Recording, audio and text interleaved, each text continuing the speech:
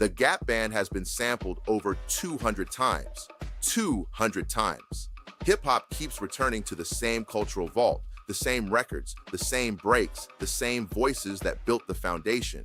But there's another transaction that almost never happens, building a new project with the people who created that music. And that missing transaction has a cost. I'm going to show you exactly what it is and 3 specific moves you can make right now. On one side of hip-hop's generational divide, you have Public Enemy, KRS-One, Big Daddy Kane, Rakim, EPMD, LL Cool J, Slick Rick, De La Soul, A Tribe Called Quest, Salt and Peppa, Black Thought, Killer Mike, Ludacris, and Jay-Z. On the other side, you have Tyler the Creator, Drake, Kendrick Lamar, J. Cole, Chance the Rapper, Cardi B, and SZA. Now name the black music institution that repeatedly builds supernatural style projects around this generational bridge. That's the missing blueprint. I'm not talking about one cultural style projects around this generational bridge. That's the missing blueprint. I'm not talking about one collaboration, one feature, or one tribute performance. I'm talking about an institution that makes cross-generational collaboration a commercial standard rather than an isolated exception. It doesn't exist, and that institutional absence has a documented cost. In 1989, Quincy Jones assembled 3 generations of black music on one album. Ella Fitzgerald, Miles Davis, Ray Charles, Dizzy Gillespie, Chaka Khan, Luther Vandross, and Barry White, alongside Ice-T, Big Daddy Kane, Melle Mel, and Kool Moe Dee. Back on the Block won 7 Grammys, including Album of the Year, and the title track won Best Rap Performance by a Duo or Group. Think about what that represented. Jazz and R&B legends and hip-hop pioneers on the same Album of the Year winning project, with the rappers themselves winning the Grammy for Best Rap Performance. Then came 1999. Carlos Santana released Supernatural. It sold 30 million albums worldwide, spent 12 non-consecutive weeks atop the Billboard 200, and won 8 Grammys, including Album of the Year. Clive Davis blueprinted the project deliberately, half vintage Santana for his existing audience and half contemporary collaborations for an audience Santana couldn't reach alone. The model is documented. The results are documented. Black music looked at both of those proof points and built no institutional equivalent.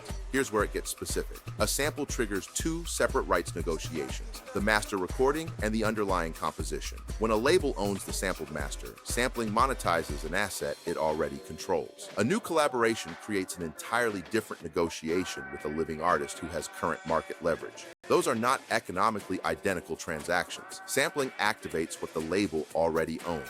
Collaboration creates something new, and the artist participates in what that new thing generates. The incentive structure is not neutral. So let me show you 3 people who understood this completely and what it looked like when they did. First, Charlie Wilson, lead singer of the Gap Band. His recordings were sampled by the hip-hop generation for decades, but sampling alone didn't create Charlie Wilson's second act. What created it was working with artists like Snoop Dogg, Kanye West, and T-Pain. They didn't just sample him, they worked with him. He became Grammy-nominated, active, commercially relevant, and visible to another generation while in his 60s. Collaboration routes revenue and attention differently than sampling does. Second, Cheryl Lynn. In 1983, Encore reached #1 on the R&B chart. 40 years later, a TikTok dance challenge made it go viral, generating 30,000 new Spotify streams in 24 hours and 10% overall growth in sales and streams. When someone online told her she probably wasn't seeing any of the profits, she responded in writing, "I own my masters, so the royalties are lovely, have been for over 35 years. Think about that. A 40-year-old song, a viral moment she didn't create,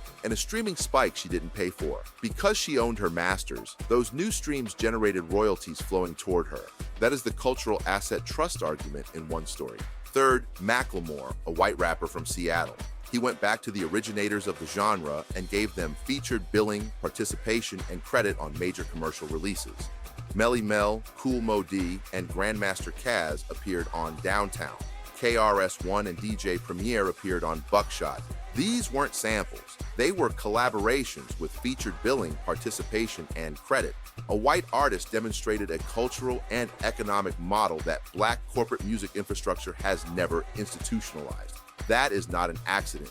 That is a choice. Now, I'm not telling you that a Public Enemy and Kendrick Lamar project would have sold 30 million albums. Nobody can know that. What I'm telling you is that Supernatural proved the mechanism. An older catalog can be reactivated when contemporary artists reconnect it to a younger audience. Black music had the artist with the catalog, and black music had the artist with the audience. Yet decades passed in which nobody institutionalized the bridge. Sampling monetizes the past. Collaboration can recapitalize the people who created it. Ownership determines who captures the revival.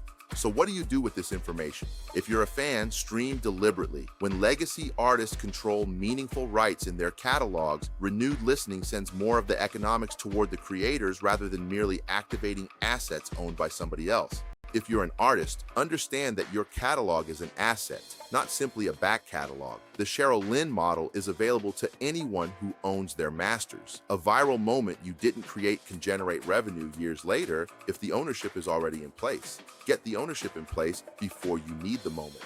And if you're an investor or entrepreneur, understand that the catalog acquisition market is active. Music catalogs can trade at double-digit multiples of annual earnings, with premium catalogs commanding substantially more. Any artist on that first list with owned masters and publishing may possess an asset whose value can change when a new generation discovers the catalog. Cross-generational collaboration can be one mechanism for creating that discovery. That gap is the investment opportunity.